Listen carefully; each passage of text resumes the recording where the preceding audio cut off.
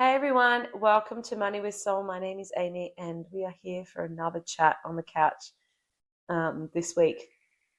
Today, we're going to go over our fourth and final quadrant of the alignment quiz, and it's the disoriented quadrant. So, in this quadrant, it's really acknowledging when we're completely out of whack. So, I think we can all relate to that in certain parts of our life. For me, I feel at the minute like I'm completely out of whack in my body. I'm coming back into um, the alignment with feeling back into my exercise, back into eating well. Like we have a big passion around growing our own foods and trying to be preservative as much as we can, preservative free. And that's a journey. And I think in our lives, when we're in this place of disorientation, it is like that nervous system burnout. It's like that feeling of you can't see the forest from the trees. And in a money place, in this quadrant, it's really where we're not managing our money well. So we're not watching what we're spending. We're not knowing what we're expecting to pay for bills. We may not have a job, or we're not earning enough to support ourselves. And so there's this fear and shame and like just like chaos in that way. Um, and it's about that acknowledgement of where we are. We can't really get out of a situation until we accept where that situation. And so when we're not acknowledging it, or when we're avoiding something, it really grows. It's like this black cloud that sort of grows. It can consume a lot of our energy, and life responds to our energy. So it's important for this place to be acknowledged with compassion and non-judgment, because it doesn't matter who you are in your field, in your work, in your life. There's always places where we can save the judgment and we can come with compassion, and we can be struggling. And so if you are in this disorientated place with your money and your alignment, then the first thing that I would acknowledge is that it's okay. There is this place of complete vulnerability when we look at where we really are, and we accept that, because it's hard to have compassion. And so that is the first step. And then when we know and understand where we are, it's writing down really simply what is the problems that we are facing right now.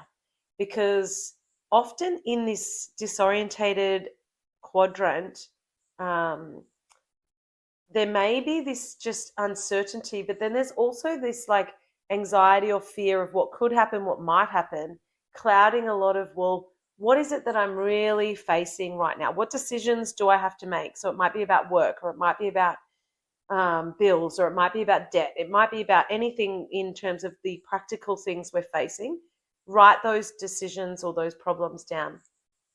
And that is really getting them out of the head and onto a bit of paper. Immediately just takes away a lot of the noise around what is the real issue. If you need to come up with a certain amount of money, what is that amount? Because then you can start to look at, well, what is the solving steps for this problem?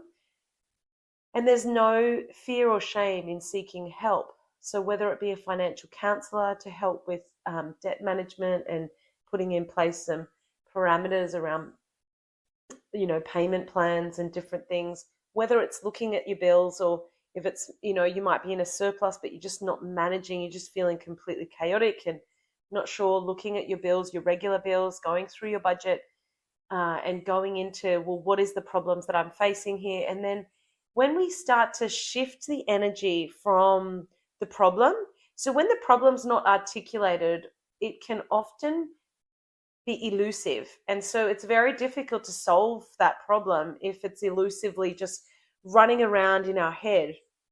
When we acknowledge where we are and we write these problems down and we articulate them, immediately the energy starts to shift from being a potential problem or potential solution into, well, this is what I'm dealing with. And you can shift that energy into the solution. And that's something that will start to create a completely different vibration around you. And that is something that is really powerful in this practice. And having compassion just takes away a lot of that judgment and blame so that you can move forward. And I wanted to today share a book, actually. So I don't know if you've heard of a guy called Robert Greene. He's the Mastery book. So I have not read this from cover to cover, but I was looking for what things would be relevant in this space, and I just picked up this book. So I opened up a page, and interestingly, I feel like it's really fitting in this space for the disoriented, because it's about our energy and about what we choose to focus on is going to determine what comes into our life. So let me just read this. This is the primary law of creative dynamic that you must engrave deeply in your mind and never forget. Your emotional commitment to what you are doing will be translated directly into your work. If you go at your work with half a heart, it will show in the lackluster results and in the laggard way in which you reach the end. If you're doing something primarily for money and without a real emotional commitment, it will translate into something that lacks a soul and that has no connection to you. You may not see this, but you can be sure that the public will feel it and that they will receive your work in the same lackluster spirit it was created in. If you are excited and obsessive in the hunt, it will show in the details. If your work comes from a place deep within, its authenticity will be communicated. This applies equally to science and business as to the arts. Your creative task may not rise to the same obsessive level it did as for Edison, but it must have a degree of this obsessiveness, or your efforts will be doomed. You must never simply embark on any creative endeavor in your field, placing faith in your own brilliance to see it through. You must make the perfect choice for your energies and your inclinations. And I think that's really cool. So I love doing that. Because we may not always be able to control what happens in our life, but we are very much in control of how we show up. And when we show up 100%, so whether or not things are going to go well or go bad is out of our control. But we can definitely show up 100% and give it 100%. And in that energetic application, it will shift the way things occur in our life and the way things happen for us. And like, I think that it can be said in any endeavor, whether it's looking at getting our finances sorted, whether it's looking to get our life sorted, whether it's looking at to get our work into alignment, it can be applied in anything that you're facing.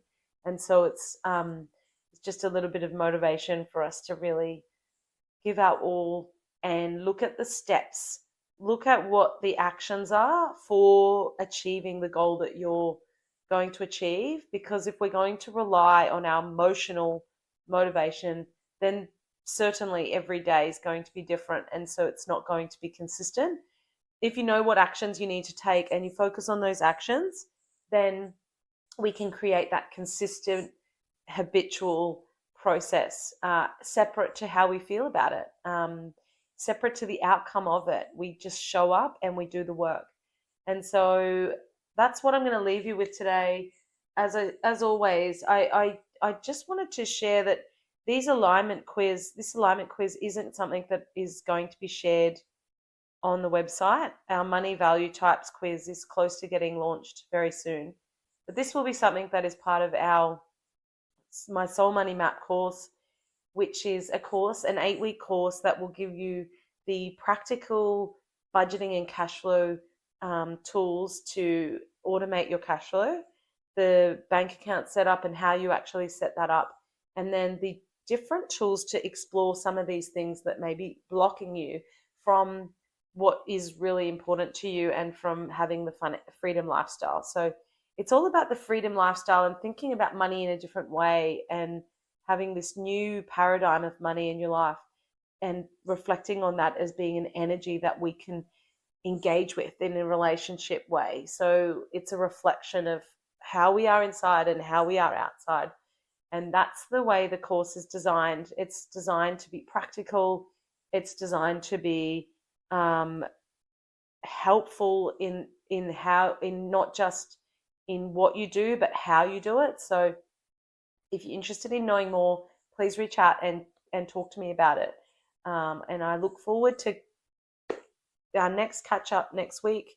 And we'll see where that one lands, because we've finished our 4 alignment quadrants. So we'll open up into, well, what is the next thing that's going to come through.